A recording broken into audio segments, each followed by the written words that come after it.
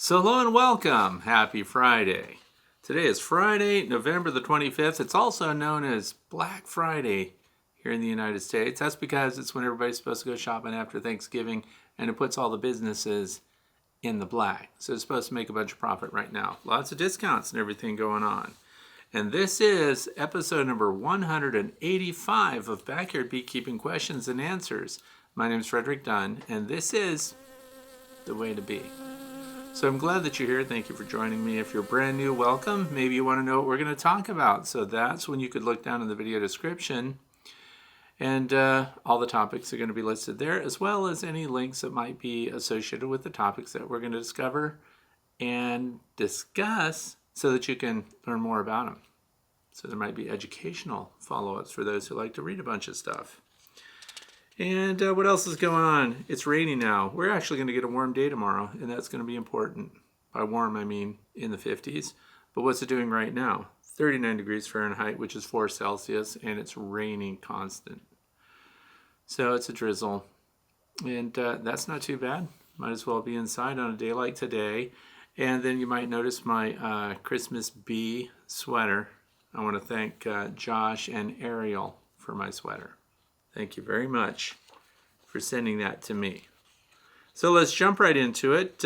People submitted their questions over the past week. If you want to know how you can submit your own question, please visit the website, thewaytobee.org, and click on the page also titled The Way to Bee, and there's a form that you can fill out right there. Not to mention there's lots of other cool information on that website that's good for you. It's a work in progress always. And this is a podcast on Podbean titled The Way to Bee. There's also a podcast page on my website, and it automatically updates whenever there's a new podcast posted on Podbean. So for those of you who are traveling and shouldn't be looking at screens and wrecking your vehicle, you can listen as a podcast. So thank you for being safe. The first question that we get comes from C. Mitchell. How many dead bees is normal in winter? I'm cleaning out around 20 to 40 per day.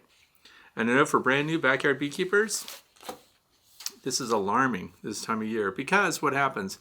If you get a little bout of bad weather, so where the bees are all inside. Then what happens when the weather clears? The weather clears, they start moving out the dead bees. And that's when you can find a bunch of bees dead in snow, or maybe you had deep snow and the snow is melting away now, revealing more dead bees. But for me, when you look at the snow in front of the hives and you see a little smattering of dead bees, it's a good sign. It shows that that colony is alive.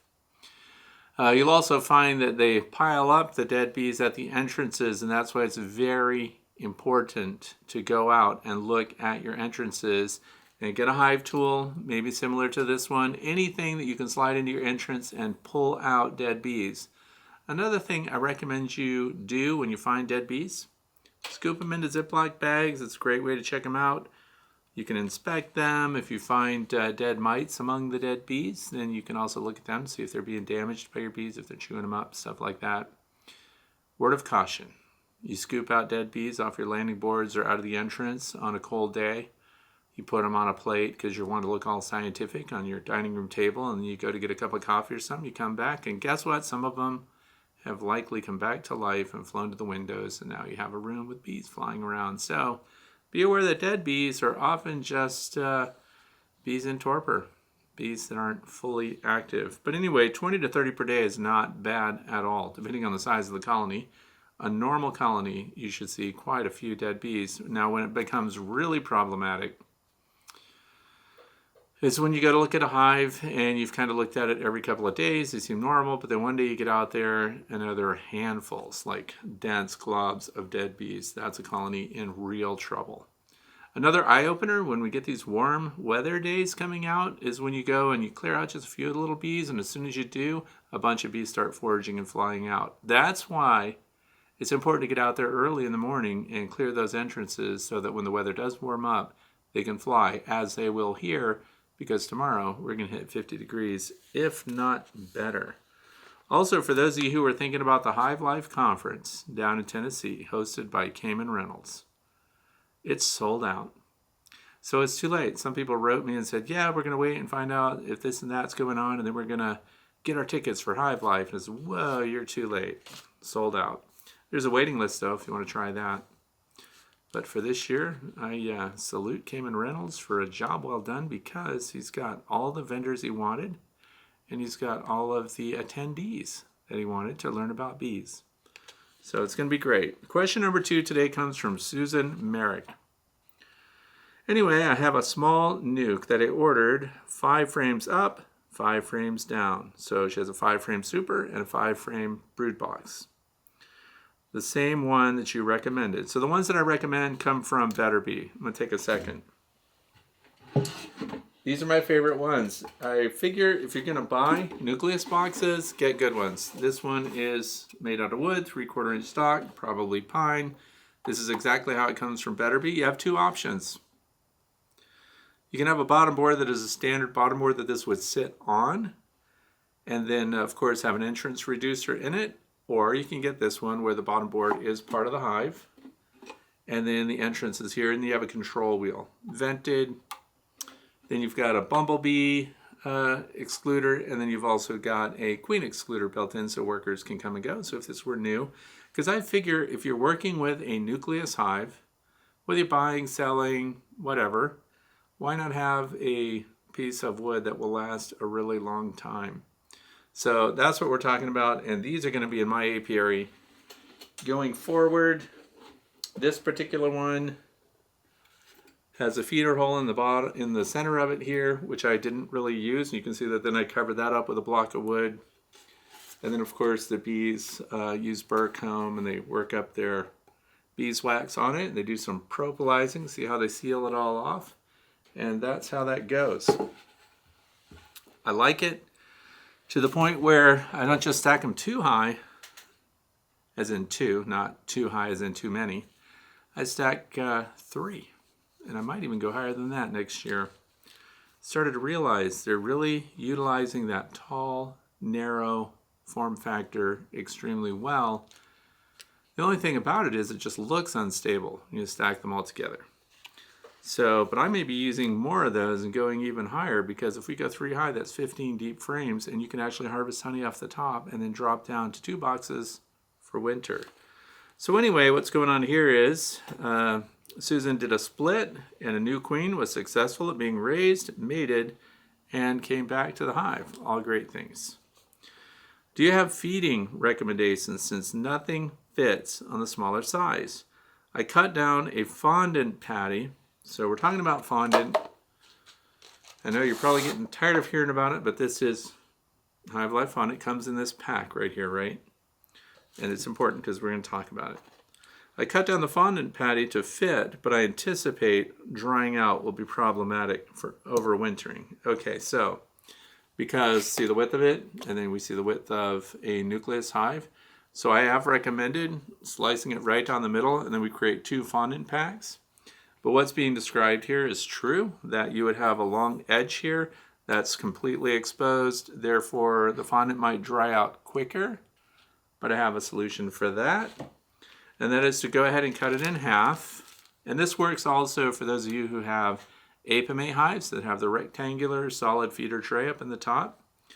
You can cut it, as I did here, cut it right in half, and then you've got this open edge of your fondant. So I run the open edge all the way into the bottom of a gallon-size Ziploc bag. Then I just fold it over, and then now all we have to do, this is all contained, so it's another layer. The bees are still going to be fine with it, but you cut your little circular hole here, and then you'll cut your circular hole through the Ziploc bag, which you can reuse over and over, and then of course another little hole through the fondant pack, one side, and then put that on top. For example, this is the solid outer cover, which people call a migratory cover. And then so if you had a hole through your Ziploc bag and a hole into the fondant, and you put it center of the hole over that, Fondant is in a semi-liquid state all the time, so it will naturally settle and seal itself onto here. But you can't have this just be exposed. This can't just be exposed to the weather and be expected to work for your bees. So how would we close that up and configure it so that you would have a feeder situation with a nucleus hive so it's too small?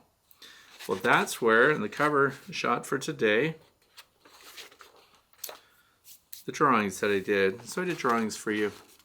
So here we have the configuration for the double nucleus. These are 5-frame deep frames, and these are 2 boxes. And by the way, notice the difference. The bottom box here, which is how a nucleus would come, 5 deep frames, and then you would just have your migratory cover on top of this, and that would be the whole thing.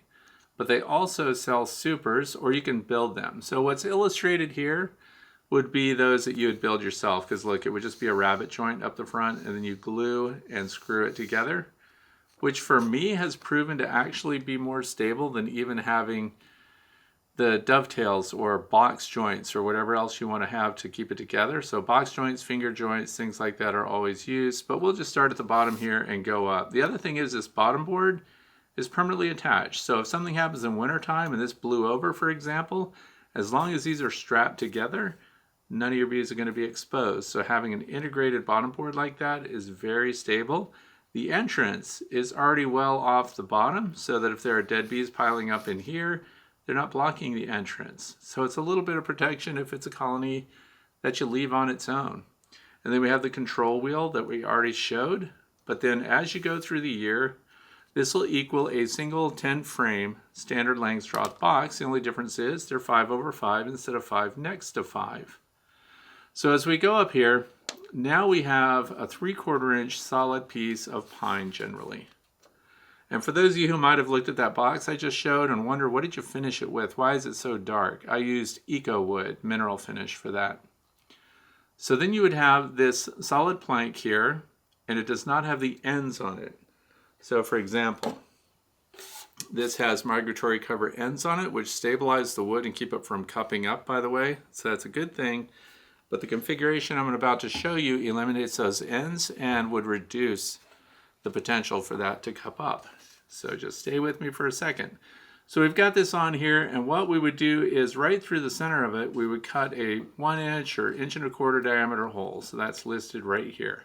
And that's where your fondant pack goes, right on top of that. But now we have to have trim to protect the fondant pack and to allow us to insulate it, which is one of the concerns that the question addressed. So we'll put the fondant pack in there, and as I described, we'll put it in a Ziploc baggie if you want to have more protection to keep it from drying out.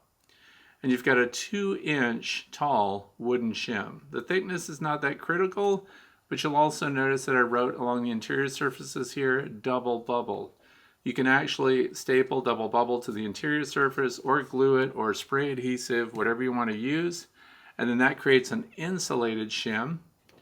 And then once you've got your pack in here over that hole, up here we have rolls of double bubble. You can also just have layers and cut them just a little bit larger than the interior space and loosely just push it down inside here on top of your Hive Alive fondant or whatever you're using. And so if you have a couple layers of double bubble, that gives you a very good R factor directly above the bees. So now we're preventing condensation from forming on the interior surface of this solid board right here. And that's so that the condensation will form in the very center of your Hive Alive pack, and the bees will move up as a cluster, and they will be able to feed on this as an emergency resource. But now you must be looking at this and wondering, yeah, but now you've got the feeder shim, what goes on top? So I'm glad you asked that question, because I have another drawing. And this is what I currently have, by the way, on my nucleus hives that are outside, only this just shows 2 levels. But mine are 3 high, so this insulated cap, which is made out of rigid foam board, sometimes you see it pink, sometimes you see blue, it depends on what company makes it. They sell them at building centers. That's an R value of 10 because it's 2-inch rigid foam board insulation. And all I do is make a cap that's slightly larger than the top cover of your nucleus hive. And then we slide it down over. This height right here is not critical, although the longer you make that, the more insulating value you're going to get out of it. And then I color coded it here to show you a cutaway from the front. So we had the 5 frames down here, 5 frames up here. Your cluster is going to migrate up here, and then here's that feeder hole represented by the orange color there. And that could be inch, inch and a quarter. It's not critical. And then that gives them access. The color-coded green there is the fondant pack that would lay directly on that. And then the pink colors up here, those are your layers of double bubbled directly over your fondant pack. And it's loose leaf in there, so the bees can still come through the hole and they will use all the fondant in that pack. And then in the wintertime, when we get a warmer day and you want to check to see the progress on the fondant, you'll pull this outer cap off and you'll see exposed, you'll see the double bubble there, so you lift that off and then you'll be able to see this pack and see the progress of the consumption of the fondant without pulling it out and then releasing all the warm air up out through that hole. So everything is contained, it's really nice, and it's going to keep your bees able to feed on that because their heat capsule will naturally form up here right at the surface of the fondant where they need to consume it. And then this R10 rigid foam board, it is UV stable, but you can, once you glue it all together, and what would be the best glue for it? Great Stuff expansion foam itself. If you just run beads of expansion foam on that single piece, which is the cap, and then you piecemeal your others onto that, and then hold them in place, that is as strong as the foam board itself.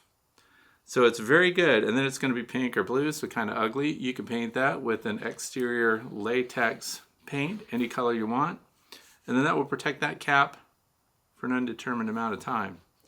But that's the configuration I have right now. It worked last winter. It worked so well, I was amazed. What I did not have on last winter is the feeder shim.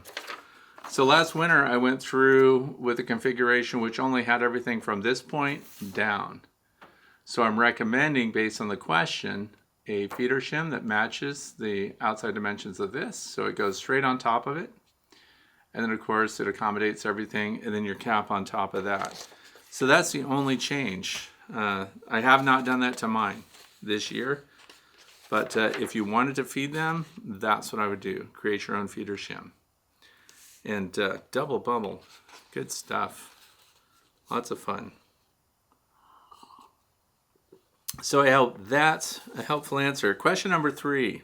My name is Frank. I live near the city of Melbourne, Victoria, Australia. I'm a new beekeeper and my hive just passed the 1-year mark, and the houses in the inner city suburbs have been going vertical. That means that my beehive does not get much sunlight at all. And then he included a map and an illustration of the buildings and the layout of everything. And so sunlight doesn't get into the courtyard where Frank is keeping his bees. And this question has come up from several different people that have bees in locations where they don't have a lot of choices and they're in the shade most of the year, and they want to know if they could use reflector material or mirrors or something like that to get light to them. I'll talk about it in a minute. It says the beehive does not get much sun due to the shadow of the building and the fence, which needs to be above 2 meters since I only have a small courtyard. And then it does show pictures of the fence layout here and how it's all contained, which, by the way, having a tall fence in a courtyard in a small area is very good because it keeps your bees flying up and over and out rather than across a neighbor's paddock or something like that. But I'm wondering if it's worth getting a sun tracker mirror, and because it wants to get sunlight to that. Second issue regarding the flow frame. The hive survived 1 winter, it's going well. However, there seemed to be depositing honey on one side of the flow frame that is nearer to the front of the hive. Is that normal? And he's wondering if he should let them fill one side, the front in this case, and then rotate the box. So what was the back area, which is not being filled, would then be the front, and then they'd move that up. So a couple of things to address here. First of all, bees in the shade, not the end of the world. If you have a choice to put them in sun or shade, and you're not in a really hot area, by the way, because that all plays. Remember that bees would be building their or accommodating a cavity in a tree. And it's a deciduous tree, which would be their choice most often. Those are trees that drop their leaves. And so in summertime, they would be shaded, but then when winter came, the leaves would fall off and then they would be exposed to direct sunlight. So that seems a natural exchange for the bees to occupy a space that's shaded in summer and then available to the sun in winter. That seems like a great setup. And but you can't necessarily do that with your own bees in your own yard. And depending on where you live, there's some evidence that small hive beetles would be attracted to hives in the shade more so than hives in the sun. And that's a very consistent report in an identical environment where we have a direct comparison, hives in shade, hives in sun. So the question is, it seems natural that you put some kind of reflector up and, when the sun rose, it would draw that light onto the bees, but you have to ask yourself what the benefit of that is. So I'm going to personally recommend not doing that. And it actually reminded me when I used to study structures and why they fail.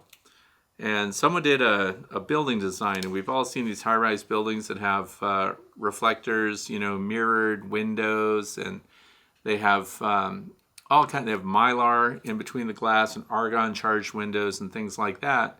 And the architect failed to do a prototype. Considering this is a multi-million-dollar project, it was really amazing and why it made the study. Because it had a radius to it. And then when the sun rose, the sun, of course, hit the radius, and what was the radius was concave, which means it did what? It concentrated the sun's light in a point in the parking lot. And maybe some of you have heard of this. You could probably Google it and find out about it. But as the sun tracked, the hot spot also moved. So basically, a solar oven was created. And that part of the parking lot had to be blocked. So nobody could park their car there because the heat from this building was going to be intense. So there can be unforeseen ramifications. If your reflective surface was like this and the convex side was towards your bees, then you're going to get kind of a dispersed light. But if you had it concave towards the sun, then somewhere in here it's going to be concentrated and it's going to create a lot of heat. So I don't think that the benefit is worth the effort to have a mirror that tracks the sun and focuses the light somewhere. I don't think your bees are going to specifically benefit very well from that. And you may have secondary problems with overheating on really hot days, for example. So I'm going to say that it's an interesting idea, but I personally wouldn't go to the effort to do it. And I think that bees in the shade can do okay.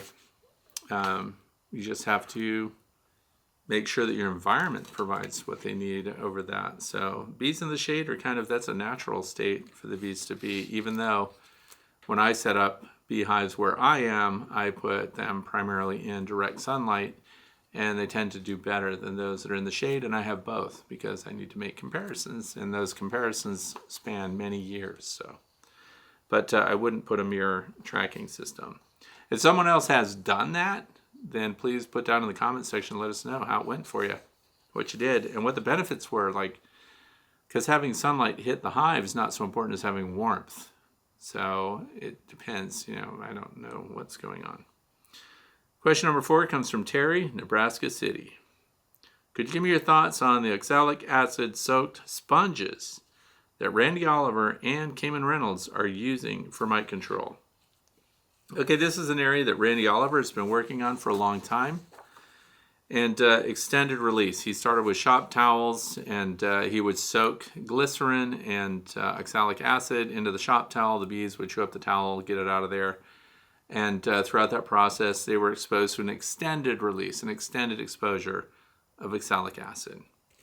Randy Oliver is also very careful to say that he does this under an educational permit because it wasn't an approved method for delivering oxalic acid. So, and he's been talking about these sponges, which is something that Randy Oliver, has arrived at. There's these very thin sponges that get soaked in a solution of oxalic acid, and the dose is just right for when the sponge is saturated. Then it gets put on a hive, and it has an extended time frame in there, and the bees are exposed to oxalic acid. So my thoughts are that it looks promising because The research has been pretty good, and Randy Oliver recently spoke about it, and he said that he's very confident that this ultimately may become an approved method for delivering oxalic acid, and as we know, the purpose of that is to destroy the Varroa destructor mites.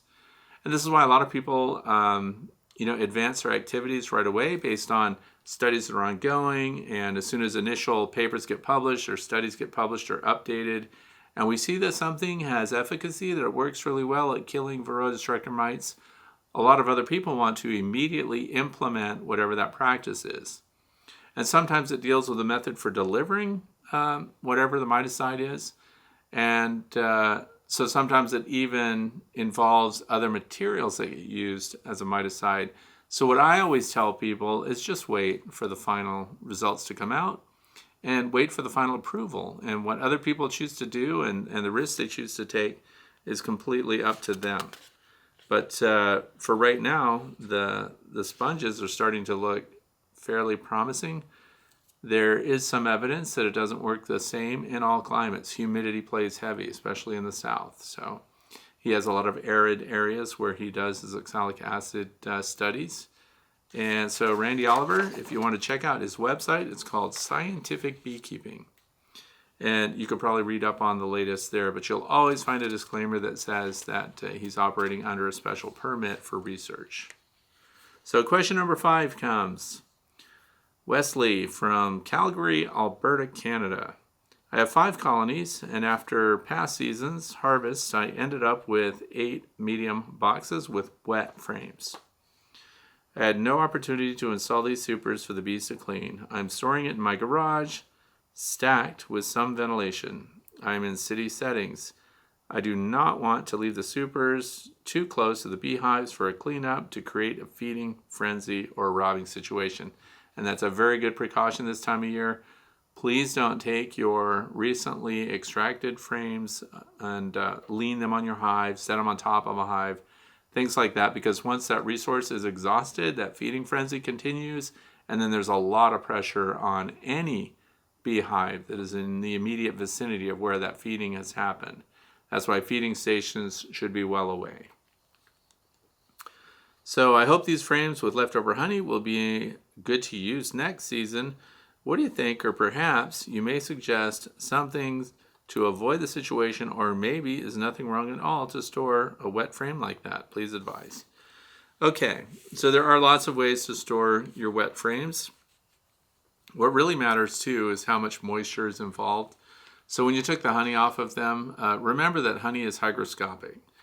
And that means that if humidity levels are really high wherever you're storing something, that it can alter the moisture content, the water content of the honey. And if it gets well over 18%, over 18, it could start fermenting. Over 19, it will start fermenting. So there are ways to keep that in check. Now, I used to stack my beehives, the supers, with trash bags. So I would stack a super, then I'd fold a trash bag over, stack another super, fold a trash bag over, and that separated them all from one another. So if one started dripping down, it didn't drip through all of them. And it kept any vermin out of your frames. So if the water content was low, and if it's honey and it registered low, and you're not going to get more humidity and moisture in there, it should be okay right through winter. In fact, it should dry out on its own. The other thing, so there's another option, is there's something called Hive Butler. And you can use totes. It doesn't have to be the Hive Butler, but the Hive Butler totes, they're on sale right now. And because I get the emails from them just like everyone else. And they're indexed for 10 deep frames, even with space below them, and the frames are spaced out. One of the reasons I like those, if I had wet frames, I would put them in a Hive Butler tote. And then I put desiccant packs. So those are the packs that take the moisture, humidity out of the air. I lay them right on the backs of the frames, and then I put the Hive Butler lid over the top of that, and that dries everything out really well. And so that if they're, for example, midwinter, we get a day in the 60s or something, I take the whole Hive Butler tote out, pull the top off in the sun, and let the bees discover it and start cleaning it up. And then as the temperatures drop and the sunset comes, They all leave and go back to the hive. Then you put your lid back on and take it right back to storage. So there's nothing wrong with when you get a weird day where things are warm, that the bees have a very limited amount of time, and they would go out and clean those up then. Or you can just leave them closed up, dehydrate them, and then in spring, put them on the colonies that you want to super when they're built up and doing good. So Wise Dry packs, the reason I mentioned Wise Dry, any rechargeable desiccant pack is good. And by rechargeable, I mean what they do is you can get the moisture off of them. So they have little color-coded beads in the packets. Usually they're orange or something. And then when they're full of moisture, when they've reached their capacity to adsorb moisture, and some of you are thinking, no, Fred, it's absorb. But it's not. It's adsorb, A-D-S-O-R-B. And that's because the way they're designed, the desiccant material, water attaches itself to the surface of it. And then when you put it in a microwave, for example, and follow their instructions, it releases the moisture again. And then the packs, instead of the little beads being black, they turn to orange or whatever the color is. And then now they're ready to adsorb more moisture. So then you put those right back in. So they're reusable. Oh, this is not a setup. I just happen to have these right here. These are Wise Dry desiccant packs. They're kind of pink right now, which means they haven't turned black. So they're just taking moisture out of the air right down here. But the packet that they're in is very strong and durable. So I've had these for years, and they come in different sizes. So you get some that are really long, really big. Why do I have so many of these? Because I also do winter photography. And when I go outside with video cameras and things like that, I'm often in the snow, active snowfall, or maybe even in rain. And so then when the cameras are all soaking wet, I put them in an insulated kit because I don't want them to warm up too fast. I don't want the electronics inside to get condensation on them. So they're in a bed of these packets, and this will soak up all the exterior moisture. I don't pull cards, I don't change batteries, I don't do anything while the cameras are in that state. I leave the weather seals intact, and I let them all dry out with desiccant packs first. So I don't just use it for beekeeping, I also use it for photography equipment. But so that's another, an extra step that you may not need. And air movement over stuff, of course, helps dry things down. But unless it was really wet honey to begin with and it doesn't smell sour, you're going to be fine in spring. Now let's say spring comes and you open up your storage, or however you've decided to keep them. Maybe you just covered them in plastic bags or something, and now it smells a little fermented in the spring. Are they ruined? No. It just means now you can't use the honey for anything. So you're just going to, this is what I do. I take the garden hose, which is my garden hose, happens to be connected all together. So I have 150 feet of garden hose. So I lay that out in the yard, and the sun heats up the hose in the yard. So now it becomes a hot water source. And now I take that and I spray down these are, because my frames are plastic foundation frames, unless they're actually from the brood box, in which case those would be foundationless. But I hose out all of the residue then with warm water, just fresh water, and then I air dry them. And now we're back in business. So it's not even ruined if the honey ferments a little bit. What you really want to avoid is mice getting in there and chewing and defecating all over everything. And you want to avoid any wax moths getting in there. But if you're in a cold climate, like where I am, they're stored in buildings that are unheated. And so that means when it goes to 0 or 12 below or whatever the temperature is, those hives are at that temperature too. So they're also killing off any eggs for wax moth larvae and stuff like that. So again, you can spray them off in spring and clean them all up. So, and if they don't smell sour, you're just good to go. And you put them right on your hives again. So the next one, question number 6 comes from Jed Sackett from the state of Mississippi. Do you see any problems with doing an oxalic acid vaporization treatment this winter with Hive Alive fondant on my hives? Okay, so here's the thing, state by state, what is your Hive Alive fondant used for? It's used as a carbohydrate resource. It also has Hive Alive in it, so it's active against nosema spores, which occupy the midgut of your bees and can affect their longevity and so on. So it is kind of a medication, but it's a medication through essential oils.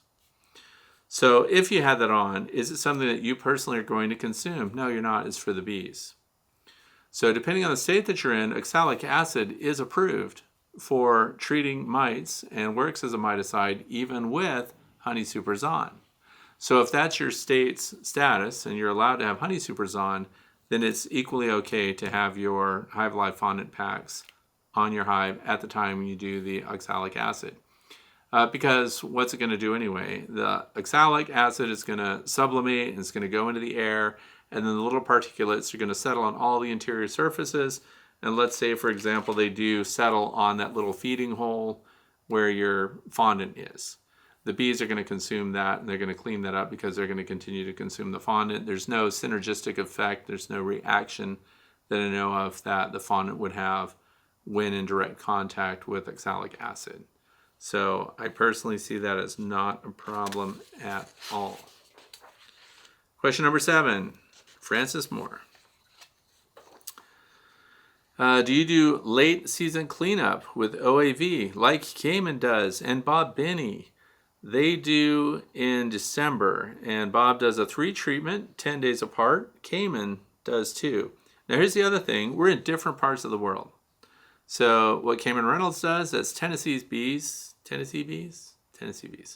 Bob Binney, also he's in the South. I'm in the northeastern United States, in the state of Pennsylvania, in the snow belt. So, for example, they might even be working their bees right now. I can't because we're cold now and all our bees are in a state of torpor. But I'm coming up on my cleanup, what would be considered a cleanup treatment by Francis here, is the lowest brood period of the year. So I think we hit a low brood period early this year.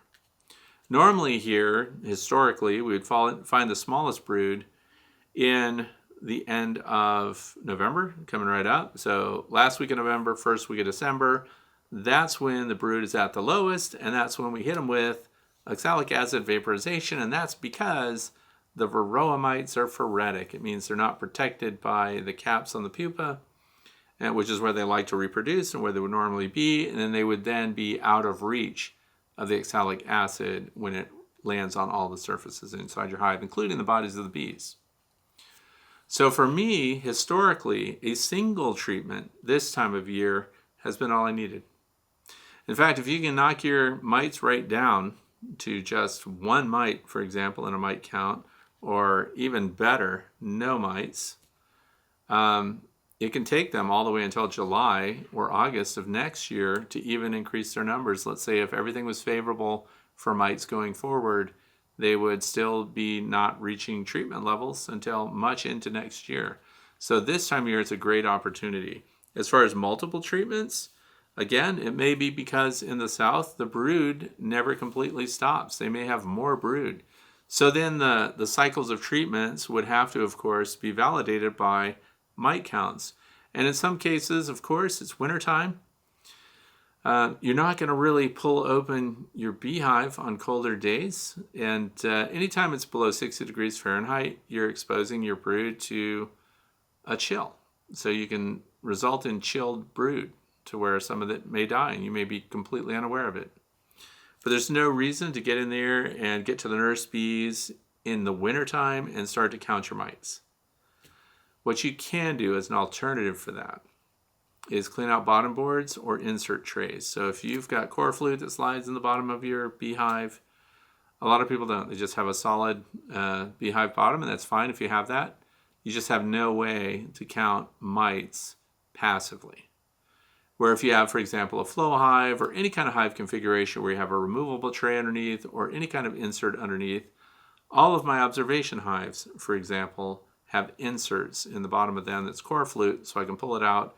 Integrated pest management is a screen there. They're all enclosed, but any mites, remember, mites don't live forever. So even when a mite is just dying of old age, it falls to the bottom. And in warm weather, your undertaker bees would be taking mites, dead mites, and flying them right out, just like any other detritus in the hive, any other dead bee. But if you have inserts in wintertime, you can pull the insert and see if there are mites dying off in there, and therefore you know your bees still have some kind of mite load in winter. And this is where if you're going to do a series of treatments. I always tell people, because I have people that I'm mentoring, and also my son and his neighbor, they have flow hives, so they have the trays. They pull the back off, pull the tray out, and I always ask them, clean the trays really good. I'll be there in a day or whatever, and we're going to do an oxalic acid vaporization treatment. And then what we can do after that, after the treatment, we see what the mite count was before the treatment, and then we can see what the mite drop is within 72 hours of the treatment. So you pull the tray and you see, 4 dead mites on the bottom after a mite treatment this time of year. That's great. On the flip side of that, you see 60 mites. That has never happened to me, but let's say you do that end of November, 1st of December, oxalic acid vaporization treatment, because you got a day where it went into the 50s and low 60s or whatever, or 50s with sun and lots of flying activity from that hive. When you treat those, and if you get a mite drop and it's a lot, and then you're going to do subsequent treatments and each time you want to pull that tray, clean it, and start with a clean tray so you can see what the mite drop is as a result of treatment, in place of having to sugar shake your bees or knock them out with CO2 or do a mite count with Dawn Ultra Free and Clear dish detergent. So this time of year, because we don't want to pull apart hives, because remember they can't reseal their joints. They can't use propolis well this time of year. So I do a single treatment, but I wanted to kind of give you the full picture of how to determine if you even need those treatments beyond a single treatment. And it really is related to how many mites you see falling into your tray. And in the absence of that, you have to rely on August and September mite counts and good record keeping for the hives that are under your control so that you know what the mite loads were then when you could access the brood.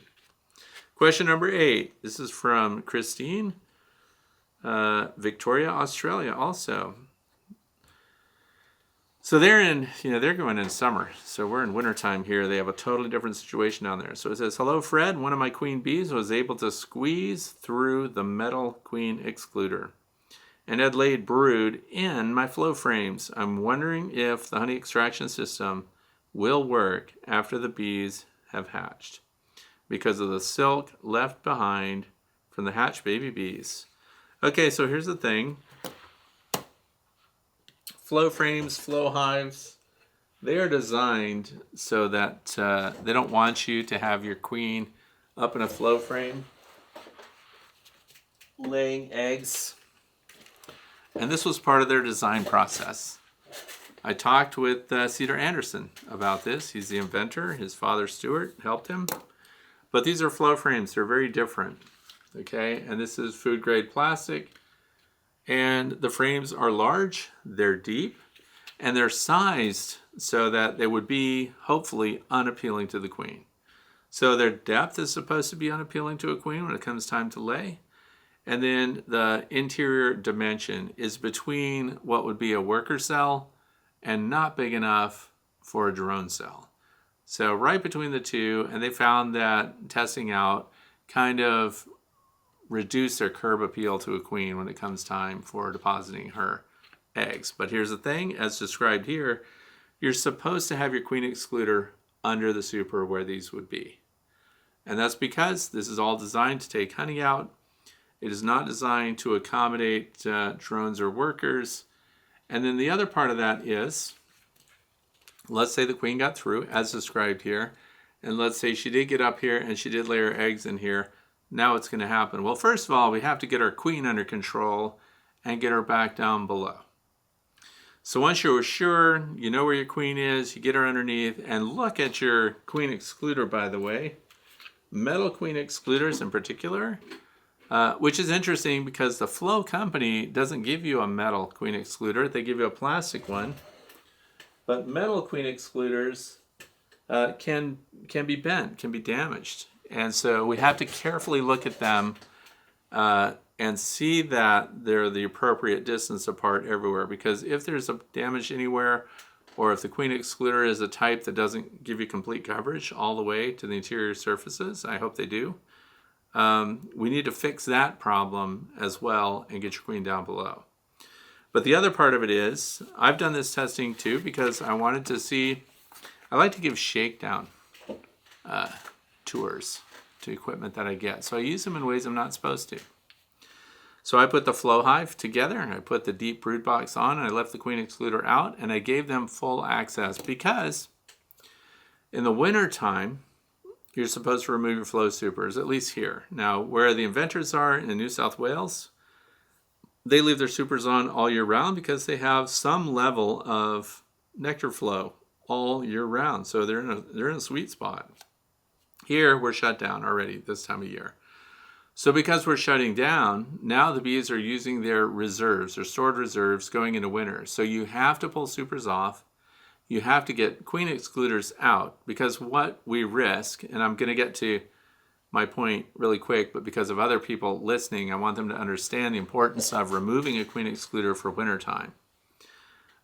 Because, of course, your worker bees are going to migrate up with the stored honey going into winter, and the queen needs to go with them. If they leave the queen behind, then we've got all these bees trying to survive up here, but the queen's exposed down here. And unless you have a lot of bees, they're not going to be able to continue to protect and care for the queen. She's got a retinue of bees that wants to stay with her. And so now we divide them. So when I left mine out, I wanted to see if they would all go up, and they did. And would the queen lay? And she did. And then the other question that I wanted to answer is, are the eggs that she lays, because of the size of those cells, and remember, they're slightly larger than worker cells, slightly smaller than drone cells. Because a lot of beekeepers early on speculated, without doing any practical testing, that those would all be drones. And all of mine were workers that came out of there. So I did let the queen lay eggs. And then you remove the queen, let them go through that cycle. And then the second part of this question is, what about the cocoons that are left that line the cells after bees have completed their pupation and emerged from their cells? Does that interfere with the function of the flow frame, and does it now defeat the frame's ability to produce and for you to extract honey through? And it doesn't. And what was really interesting about the bees is, unlike normal beeswax comb cells, which we all know what brood frames start to look like, they get darker, they get really stout, really fibrous. And so if you've ever been scraping old frames and you just hit these old brood frames, you find out they feel like they're reinforced with cotton or something. They're so fibrous. That's because of all of these cycles of brood rearing in them. But what the bees did in the flow frames is they cleaned them out completely. There was no residue like that. So it didn't get a chance to bond itself to beeswax as it would in a regular beeswax comb. So with the food grade plastic cells, even cell walls, they were able to clean it up completely to the point where I couldn't tell, and that was my downfall. I should have really marked exactly which cells had brood in them and capped brood, and then I would be able to see side by side and look very closely to see what the differences were, but I couldn't tell the differences. So there was some staining on the surfaces, so they were darker like propolis around that surface where the brood had been, but the cells themselves were clean, and we restored it to normal use for honey extraction. So to answer your question, you're good to go if you can get the queen out of there, and then don't panic. You just let all the workers emerge, and they go down through your queen excluder. Now, the reason that I don't use queen excluders anymore is because, and FlowHive does not make their hives this way. So it's something I wish they would. You have a choice of 10 frame or 8 frame hives with them. And it's all the same bee biology and bee management that you use on any other Langstroth hive design. So what I did is, we have the deep brood box that you start with. You let your bees build up, and then the way FlowHive does it, they go immediately to a queen excluder on that box. I don't. So I go from the deep brood box. So let's say it's a 10 frame brood box. By the time they fill 8 or 9 of those frames, and that's bees, so that's brood, that is bee bread, which is pollen, and then of course they start to store honey. So they have this great honey resource going on around beyond the brood area. That's when I put a medium super right on top.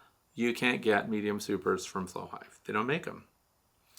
So you put the medium super on there, and that's when I observe and see how much of that super gets occupied by brood, and eventually they fill that with honey, and then the honey starts to get capped.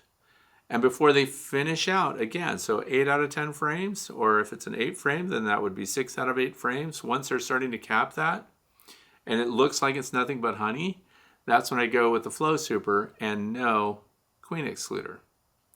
Now let's say brood went well up into there as well. So now I've got a medium super and a deep super that both have a huge brood pattern in them. Then I'll add another medium super, and I keep doing that until, but I've never had to go past 3. I've never had to go past a deep, and then a medium for brood, and then another medium for honey only. And then once they've done that, because look, now I've got a big workforce here too. I've got thousands of bees. And so when I put the Flow Super on, now it's nothing but honey, and the productivity is high, and I don't have to worry about the queen excluder slowing down and profoundly limiting the number of worker bees that can get up there to store the honey for the bees and of course for you. And queen excluders limit the number of bees that can get through them. And because what's going on at the landing board and at the entrance, your foraging bees are coming in, they're flying out to the nectar sources, and we're going to talk a little bit later today about nectar sources as well.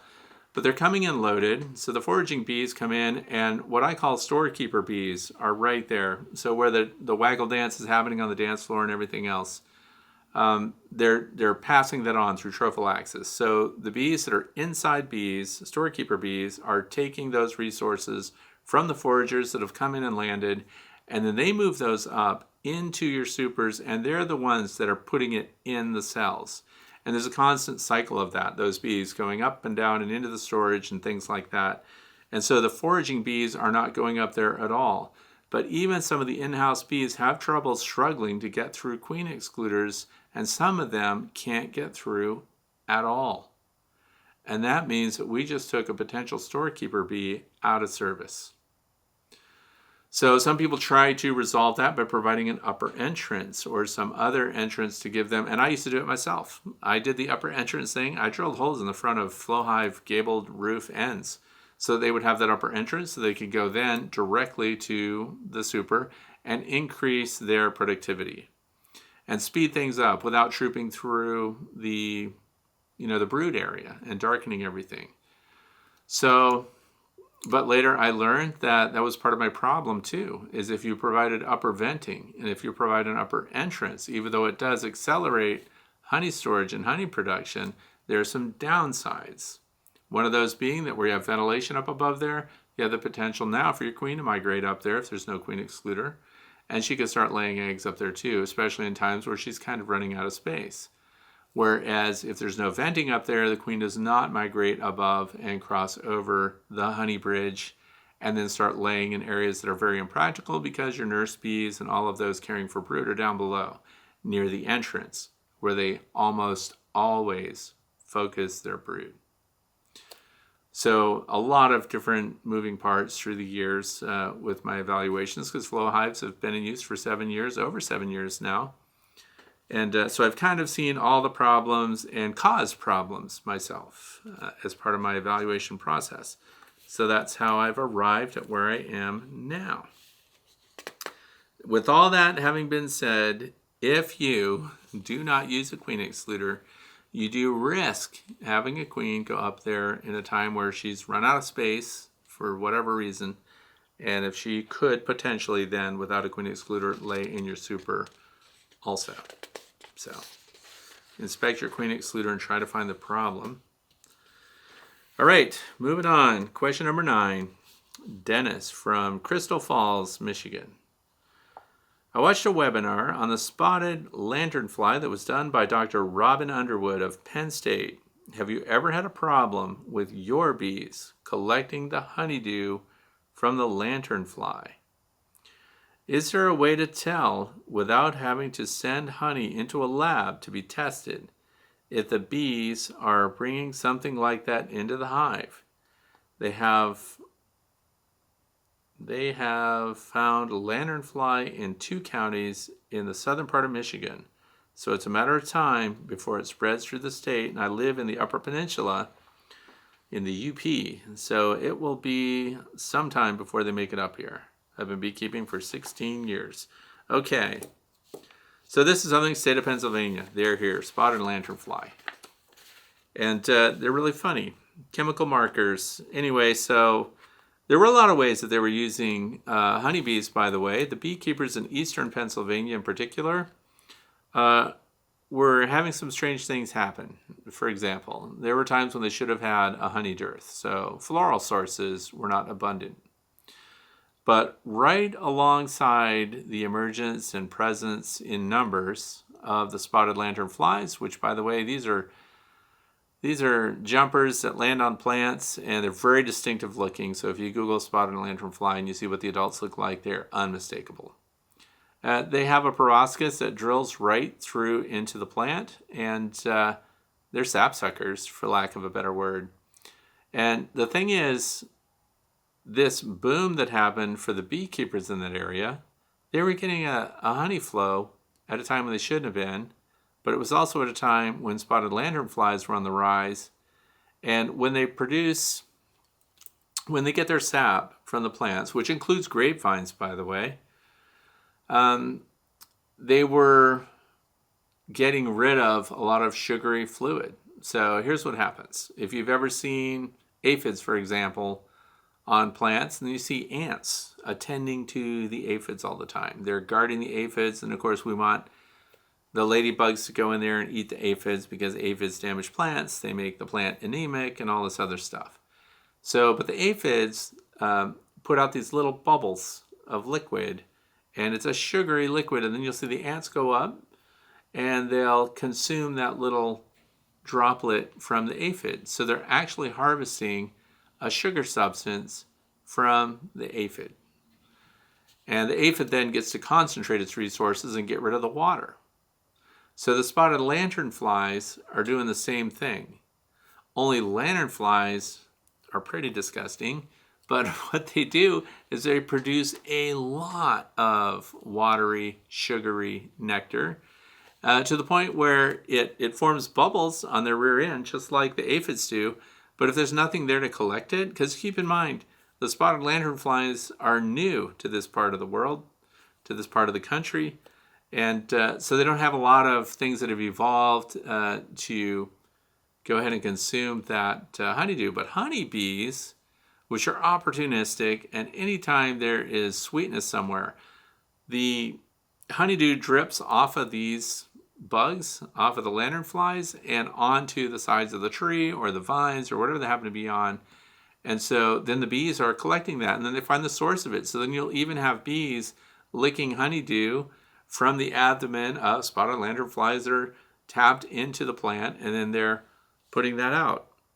So there's a tree called the tree of heaven, for example, that is a tree that isn't well liked either, but the spotted lanternflies really like it, and they're producing a whole bunch of honeydew from it. And so then I'm getting to whether or not you should even be worried about it. Because beekeepers were getting a strong honey out of their hives, a darker honey. And pretty soon they figured out that we could find out by testing beekeeper honey. So those researchers that were trying to determine the spread of spotted lanternflies without actually having to find the specimens were finding markers in the honey that identified it as honeydew honey. So we have two sources for your bees to get their nectar from. So they can get it from the plant itself without a flower, and that's where it becomes honeydew.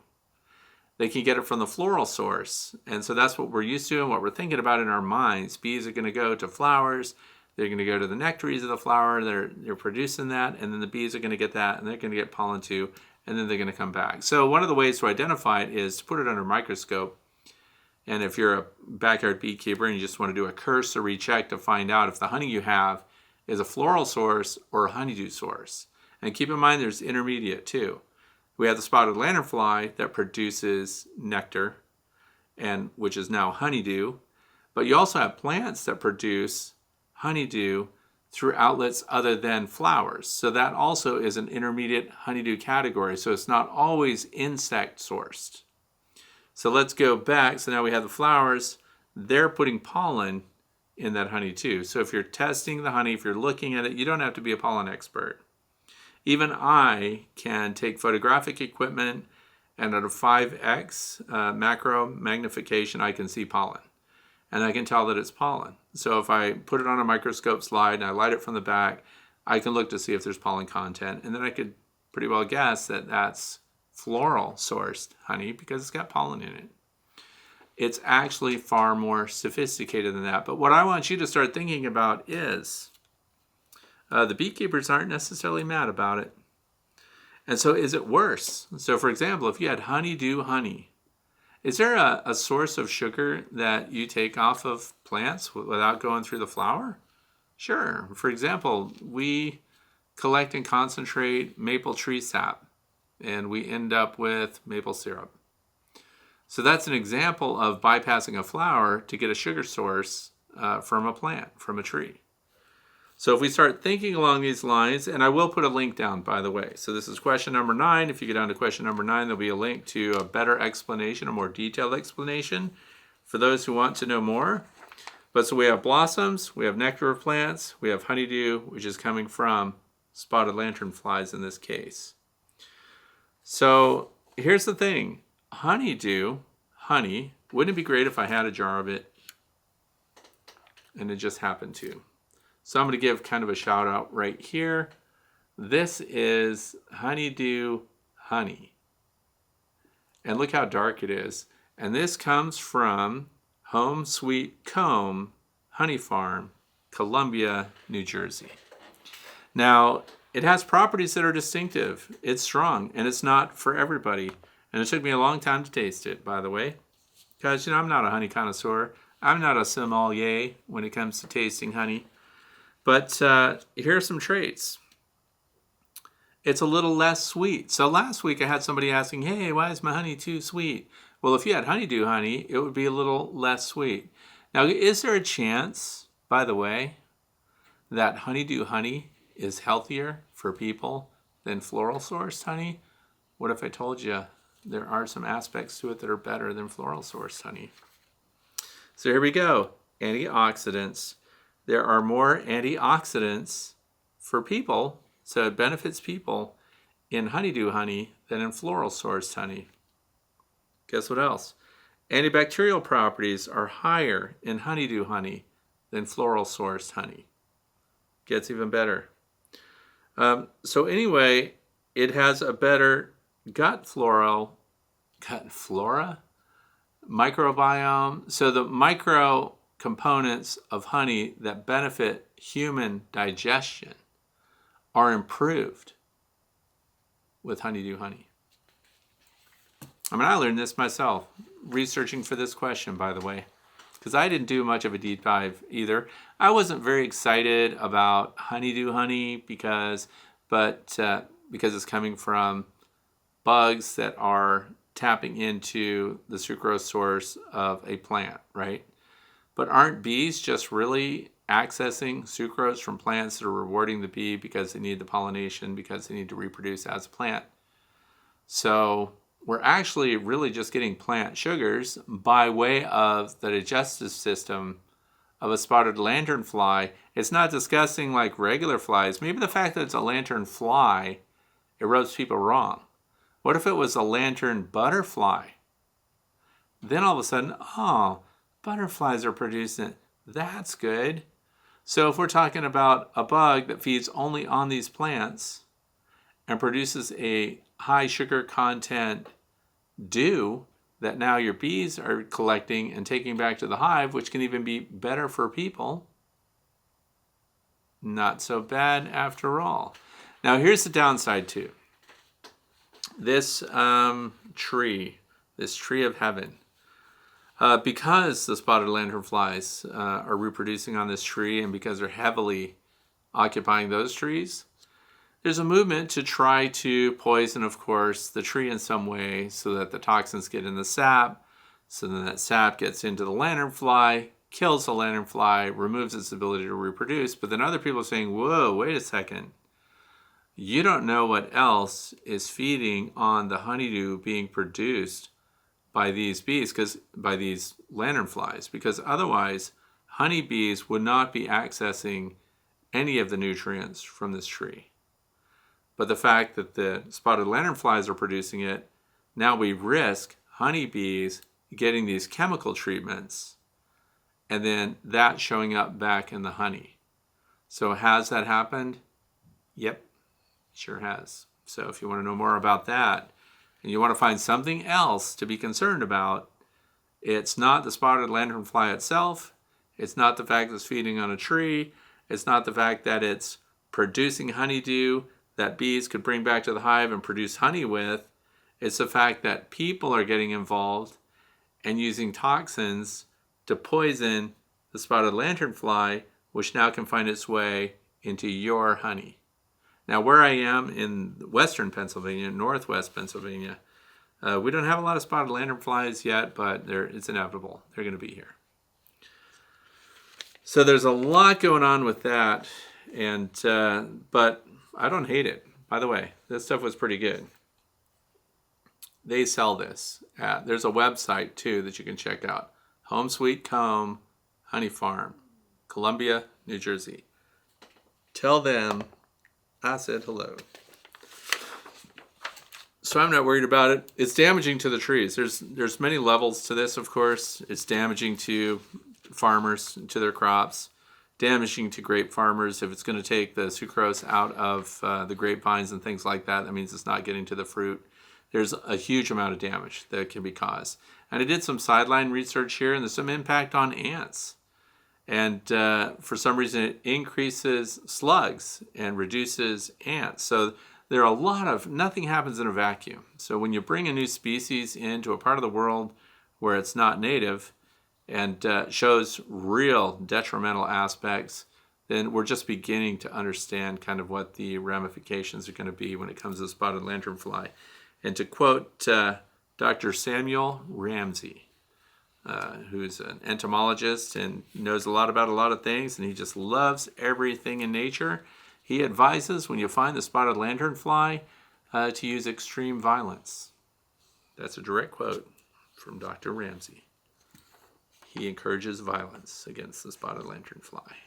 Non-toxic violence. Moving on, Jim from Seaford, Virginia.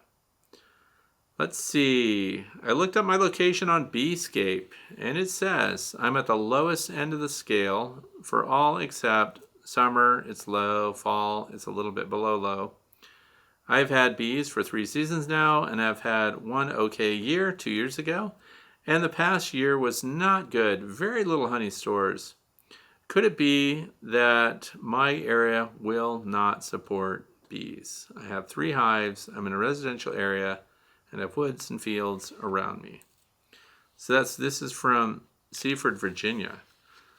So Beescape, by the way, what we're talking about, BEESCAPE.org. You go there, you put in your information, and you find out environmentally how well suited you are to honeybees. So if I were thinking about a commercial bee operation or a sideliner operation, if I were going to invest big money in it, I would look geographically for suitability for bees. I would look for heavy nectar resources in the environment, long seasons of honey production, and I would do all of that before I would commit to being a commercial beekeeper. And Beescape can help you with that a little bit. And Beescape also reports on what farmers and agricultural operations are using as far as pesticide load. And so they give a rating for that too. And yes, there are areas that just don't support honeybees. And when you get to places like that that can't give you what the bees need to survive and let alone thrive, then you know that you're in an area where you're going to have to be supplementing their nutrition a lot. If you have to supplement your bees heavily just to keep them alive, then I would suggest that you might not be in a great place for bees. We keep a lot of livestock. Honeybees fall under the category of livestock, and we keep livestock in areas where the environment definitely would not provide for that livestock. If you have, you don't have to drive very far in California. I was going to LA one year, and we saw stockyards out there, holding yards, and there was no growth anywhere, no grass, none. And huge signs everywhere, no stopping, no photographs, no, basically don't look at us. And so they had big concrete shade structures for the cattle. So these cattle were in feedlots. Now there's an example, an extreme example of the environment unable to provide for that livestock. Therefore, 100% of what those animals were consuming had to be provided for them artificially, So this kind of equates to honeybees, where if you're in honeybees in an area where, let's say it's desert and you've saturated your area with a bunch of beehives, because that's the other thing. If you have 3 beehives and they're not producing enough honey, you're not going to improve that by adding 4 hives, 5 hives, 6 hives. Because they may well be already taxing and exploiting 100% of the resources being provided by that environment. So you either have to migrate your bees to another area, and this is what some of the big commercial operations do. They have wintering grounds. They have summer operations where, of course, they're providing pollination services, but they also have recovery areas where they take their bees and they lease property so that they can park hundreds, if not thousands, of hives in an area where they can recover from the stresses that they're exposed to during migratory pollination contracts and things like that. So there are definitely areas that don't support honeybees in large numbers. It's just too hostile. So it's one of the things that you look at. There are parts of the world that wouldn't have honeybees at all if it weren't for people. In fact, there'd be no other bees there at all. Therefore, the bees are in those locations 100% dependent upon the beekeeper providing them sugar, pollen subs, and things like that. These things kind of go hand in hand, and there's always going to be some area where they're not suited. So yeah, but I can't imagine a place like in Virginia. I can't imagine Virginia, Georgia, Tennessee, Florida. All these places are pretty decent for bees, I would think. And Beescape will tell you that. But if your bees in your apiary are not producing a lot of surplus on their own with the environmental resources that are there, then don't expand your bee operation, because they are, by the way, in conflict, in direct competition with other pollinators that need that nectar source as well. So you could very well be displacing kind of a sensitive ecosystem there when you bring in your managed honeybees into an area that has a very small number of native pollinators. They do compete for the same resources, and unless those resources are abundant, you could actually be displacing native pollinators with your non-native managed livestock known as honeybees. So just food for thought on that. Question number 11 comes from Dale, St. Helens, Oregon. I have 2 hives. Both are under attack from yellow jackets. One is strong and defensive. The other, I see yellow jackets fly right in. I got reducers on both. Not sure what else I can do. Well, let me tell you, Dale, there is nothing more frustrating than to see yellow jacket wasps marching right into a hive that does not appear to be defending itself. Often you're going to find out, though, that colony has given up for a reason. Most often you find that they're just so low in population. Why are they low in population? Maybe the queen isn't present. Maybe they've lost their queen.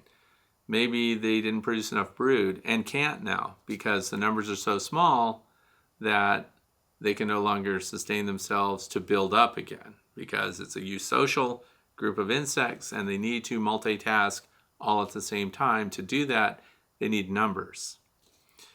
And so as they dwindle down and you find a colony like that, especially this time of year in the United States, this is in Oregon. So if you find that they're being overwhelmed by wasps, if those were my colonies of bees, the underdog colony would be a candidate to be combined with my stronger colony. So I think on the next warmish day that you had, I would inspect them and see if they're not in fact queenless. If they are, that's a great time to migrate and place them on the colony that is capable of defending itself. And you can do that by putting a sheet of paper between them, which is newsprint, and you can reinforce those bees. Now, let's say you didn't want to do that. You don't want to mess with the colony that's handling themselves and they're doing okay. The number one tool, so you've already reduced your entrances. So the most effective tool I've had for underdog colonies able to defend themselves, and in the state of Washington, for example, where people lose hives to wasps every year and large numbers of them. These hive gate entrances have proven, because look at the corridor now that the wasp has to pass through. The wasp has to get into this opening. We already have rung the dinner bell on that colony, so they're already they're handicapped a little bit there, because the hive is going to be continually assaulted by these yellow jackets. I don't know when your yellow jacket season ends where you live. Here in the state of Pennsylvania, they're done now. So the queens have been produced, the queens are out in the environment, and as solitary wasps, they're going to go through winter. And not a lot of them survive, by the way, in that situation. But this is a leg up for them. So if you have access to hive gates, where would you get them? betterbee.com. And you can put that in, and then that becomes a reduced entrance, a longer corridor, more opportunity for the bees to fight them. And then once they do get in, by the way, they come up through this little opening here, and when the wasp, let's say it's successful, it gets in, the guard bees are weak, or they're not paying attention, or whatever they're doing. They're all looking at their phones. The wasp gets in here, gets what it needs, and tries to get out. When it gets down on the landing board again, the wasps tend to rush to the entrance, where there's actually a blocked entrance reducer here, and they don't seem to be able to find their way out. And then what they do is they kind of die on the inside, because then the few guard bees that you still have finally can kill off that wasp. And then the bees, being smarter than wasps, find their way in and out through this part, because see, it's covered. So the instinct is for them to rush to the front and go in and out that way. But the bees will figure out they have to travel through here, and then of course travel back out that way. So it's a two-way trap for wasps. One, it makes them fight their way in. Let's say they're unchallenged in that. The second end of that is that they try to run out the front without going back through the tube, and this ties them up and traps them, and then they can't get back to tell their friends that there's a resource that they all need to attack. So ditch effort, hive gate. That's it. Super frustrating. I do not like yellow jackets when they attack hives, because once they start to defeat that, once they get momentum and they start getting in and doing what they need to do. Now, you do often see wasps feeding on a bee right on the landing board. 9 times out of 10, that's a bee that's dead anyway. In other words, it's something that's been taken out by the undertaker bees. This time of year, if they haven't done it already, bees are cleaning out drones. Drones you'll see just victimized on the landing board. It's entertaining to me that people worry so much about how sensitive bees are, and they're so nice and they're so fuzzy, and we just have to take care of every little bee. And they really need to take the time to observe the worker bee's treatment of the drones and see what happens when a drone is no longer popular. Not only are they starving him, they're biting his feet, they're chasing him around the hive, they're not letting him stop, and then when they get him outside, if he keeps continuously trying to get back in, now those females will sting him to death and then leave him to be carved up by yellow jacket wasps to feed their babies. So when we're talking about sensitivity, I want you to think about what happens to drones. I'm not advocating smashing female bees. I'm just saying that when we think about how fuzzy and warm and friendly they are, just be aware. They're not always. Depends on who you are, where you live, what's going on. Question number 12 comes from Gary. This is a question I was not going to answer because it's not even about bees. It's about plastic and chicken coops. So Gary says, Fred, there are plastic bee frames and plastic bee hives. What are your thoughts about plastic chicken coops? Hypothetically speaking, I say you like plastic chicken coops. Would you give us chicken lovers a few examples of plastic coops you could stomach for 8 to 16 chickens? Also seems as if plastic would be more hygienic. No question, plastic can be washed off. You can hose it down. When you're keeping chickens or any livestock, the ability to disinfect their housing is very important. I will say that as a poultry technician and somebody who's kept chickens for more than 22 years, there's not a single plastic chicken igloo, the ones that look like play schools. There's not a single plastic chicken coop that I would personally endorse. None, zero. And they're just not big enough. They're not made well enough for the chickens, especially if you've got, and of course, keep in mind, I don't know, Gary didn't say what part of the country he's in, but forage for the chickens and periods of the year where they're cooped up. So if you've got a chicken coop building, you should be looking at, like in the state of Pennsylvania, 4 square feet of floor space per adult bird. Which means that they're all, none of those plastic, not hives, but none of the plastic chicken coops are even going to begin to approach those dimensions. And even often I see the A-frame chicken coops, the underside is where they're all running around, and then they've got this little triangle area on top that they want their hens to lay in and stuff like that. Those were designed for a period when people ran their chickens with goats and everything else, and it kept the goats and other livestock from standing on top of the chicken coop. It was not to benefit the chickens very much. So we see a lot of people jamming a lot of birds into very small spaces, so I can't endorse it. So that's pretty much it. Why not just get a regular wooden shed from the Amish that has enough space in it, and also make a nice place where you want to go in there and sit with your chickens and talk to them and stuff. If you can't comfortably go into your chicken coop and walk around and drink your coffee and talk to your chickens and have a good time and listen to them, by the way, very important. How are they breathing? What's their body language? Is their head down? Are their eyes bright and sparkly? Or are they sad looking? Are their eyes halfway closed? And I'm not talking about the middle of the night when they're sleeping. But so chicken coops for me are a place where I also go in, and that is an extended time frame where I'll actually sit on a milk crate or something and watch the chickens and listen to them. And you want to be friends with them too. And if there's not room for you and your chickens in there, it's too small. So there's not one. Now we're in the fluff. That's the end of it for today. So I just want to give you a quick rundown on things to do now. And one is, of course, get out there and always check your entrances. Sometimes people have mouse guards on their entrances. Dead bees pile up against the mouse guard. And as I've said before, if you just scoop out a few bees and it's a nice warm afternoon, all of a sudden bees start flying out. They wanted out. They couldn't get out. So some people have asked me, hey, do you think maybe the bees are just piling up their dead against the entrance to keep insulation so that, that's a good theory. And I'm not saying that's an impossibility, but I'm saying that the evidence is overwhelmingly in favor of leaving an opening for your bees to get in and out, especially on these warm days. So get out there with this is less than $5. You scoop these things out. I used these last winter. I made fun of it. It was a joke. It's a lot of fun, to use them for different things. But I scooped all the bees out, and I did not have any problems with colonies of bees that were waiting for an opportunity to get out last year. It only takes 1 or 2 colonies that can't get through the dead bees that are piled in the front for you to feel like a bad beekeeper when you're wondering, hey, how come these bees aren't flying, all the other bees are flying? And then you look at it and you realize there's a stack of dead bees in there 3/4 of an inch thick, and they just can't get to the entrance. So especially early in winter, we have a lot of those fall foraging bees that are just dying out. They're at the end of their life.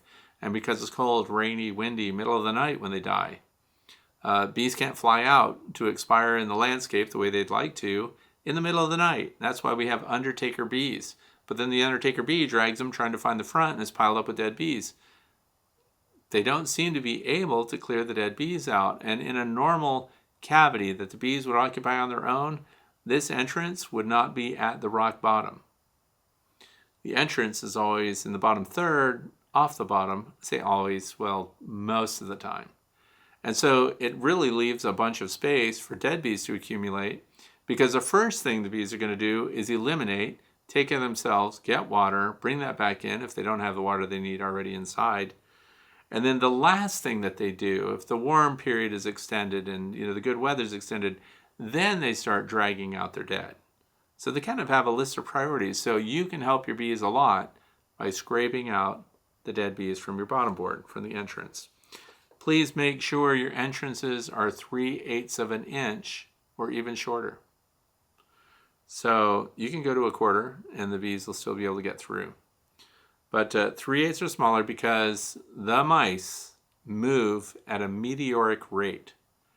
And it's almost comical how fast a deer mouse moves and how many hives it can jump across the landing board of, testing every entrance in a microsecond. And when it realizes it can't get in, it goes to another one. Can't get in, it goes to another one. But if it finds an opening that is over 3/8 of an inch, so if you've got 1/2 inch opening somewhere, mice can get in, and they do it lightning fast. So the other thing is, if you suspect that, I think I have a mouse inside my beehive, when can I put now the mouse guard on, or when can I reduce that entrance to keep the mice from getting in? Wouldn't I be trapping a mouse in? You do run the risk of trapping a mouse inside the hive. So when could you modify your entrance to keep a mouse out if you suspect one may already have gained access? Well, like tomorrow, we're going to have temps in the 50s. It's going to be sunny. Bees are going to be flying. When do mice abandon the hive? When the bees can move around, and they would be stinging that mouse if it didn't get out of it on its own. And then at nighttime, when the bees cluster back up, the mouse returns and goes back inside the hive. So your opportunity to keep those mice out is on a warm afternoon when your bees are flying and everything is good. That's when you reduce the entrance. That's when you put a mouse guard on, if that's what you use. But if you can get that down to 3/8 of an inch, mice can't get in. That's another vote for something like these hive gates. Mice can't even begin to get through that. So the mice will be out when your bees are flying and active on the landing board. That's your opportunity to close it up and not trap a mouse inside. Because if you trap a mouse inside, he's going to spend the next 3 days chewing a big hole to get out. So next, check your fondant. Always check your candy boards, things like that. Warm days. Come out there with your fresh replacement and just be ready to do it. And that's, if you have dry sugar, candy boards, whatever you have, just check everything out and make sure it's okay. If you treat for mites, as we mentioned earlier today already, the opportunity to treat maybe coming this weekend if you're right here. So this is going to be, for me, this coming week is my window of opportunity for that final knockout punch to take out the Varroa destructor mites. And I'm using the Instant Vape, battery powered DeWalt battery pack. That is the best oxalic acid sublimator that I've ever found anywhere, and you can get it from Lora Bees, LOROBBEES.com. They're the only U.S. supplier. I get nothing for telling you that. Protect your stored frames. We already talked about that. So if you were in a rush and you did your harvest, try to make sure that they're in a secure place where other things can't get to them, because everything likes the sweets and the comb and things that are left over. And number 5, assess predator protection. So check your fences and things like that if you've got bear fence. Most of the bears are moving into hibernation this time of year. And but it's also a time when we can get these big snowstorms and stuff, which tend to ground out your fences. Also, here's what I noticed about electric fences. Make sure that your controller is inside the electric fence barrier so that you can lean over and switch it off. Bears are so smart. Some of them have learned to find that ticking sound that's pulsing on your electric fence. And if that's accessible to the bear, they've learned to claw at it or bump it or shove it and do things to it until they hear the ticking stop. Then they go back and they check the fence. Then they go in. So think about your predator protection. And noisemakers too are what I'm experimenting with. I have a video coming up about that. I took down my electric fence. I'm not recommending that you take down your electric fence, but I've been without an electric fence for 2 years now. My charger just sits on the fence post, inactive. But that's because I'm risking everything and because I'm testing my noisemakers, which are motion activated, in the middle of the night, and there's a lot of them. So I'll be talking about that later on. Want to give a shout out to, if you're Christmas shopping right now, I have to give a shout out to Guardian Bee Apparel, an American company, family owned. And one of the reasons I wanted, he didn't ask me to give a shout out, but they sponsored me for the Hive Life Conference. So I want to thank Guardian Bee Apparel. I didn't ask him, it just showed up under my name, sponsored by Guardian. So I'm giving them a shout out. So and they're on sale right now, so you can go to them. Here's my thoughts about vented bee suits. If you're going to get one bee suit for summer, winter, all year round, get a vented bee suit, because you can always wear more clothes under it. And then when it's really hot out, you just wear your t-shirt and stuff under it. So vented bee suits are kind of the year-round suit. Then this time of year, if you're going to go out there, do not think that your bees are going to be nice to you because you're checking fondant. So you just run out there because you have 15 minutes or whatever, and you pull that top. You better wear a veil or something, because that one bee will come out and sting you at a time when you least expect it. So that's good. Hive Butler, I noticed they have stuff on sale. Again, I'm not getting anything for telling you about them. But if you want to get stuff on sale, this is it. Black Friday, this whole weekend. We have Cyber Monday coming up. I don't know what kind of sales are going on there. And those of you who are getting Hive Alive fondant, I've been authorized a discount from Hive Alive on my website. So I have a Hive Alive page at thewaytobee.org. If you click on the Hive Alive Works page, there's a discount that they gave to my viewers. So thank you to them for that. And what else do we have? If you know of any great sales going on right now, let us know. Put them down in the comment section under this video. I'm glad to let you, hey, great sale on whatever hive or component or something like that. Feel free to write that down there. I don't mind at all.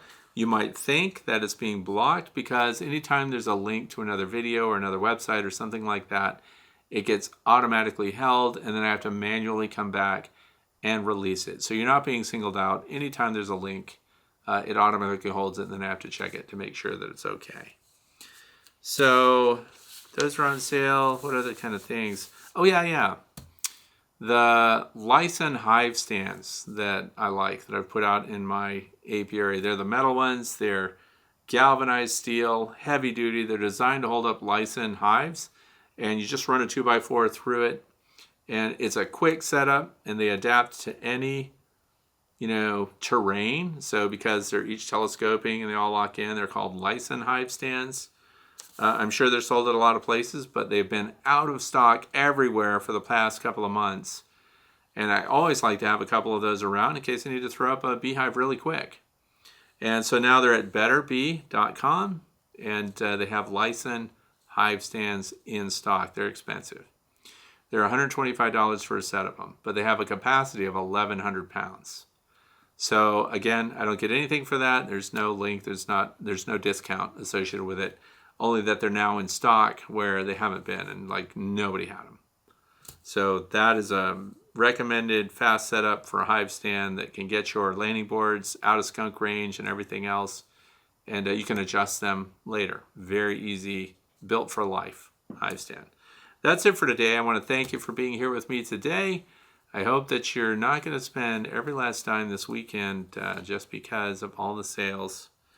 I don't go to stores because it's kind of scary. There's people there, And I just hope that you have a fantastic weekend, and that you're decorating for the holidays, and that your Thanksgiving, if you're in the United States, was a really good one. Thanks for being here. Have a fantastic extended weekend.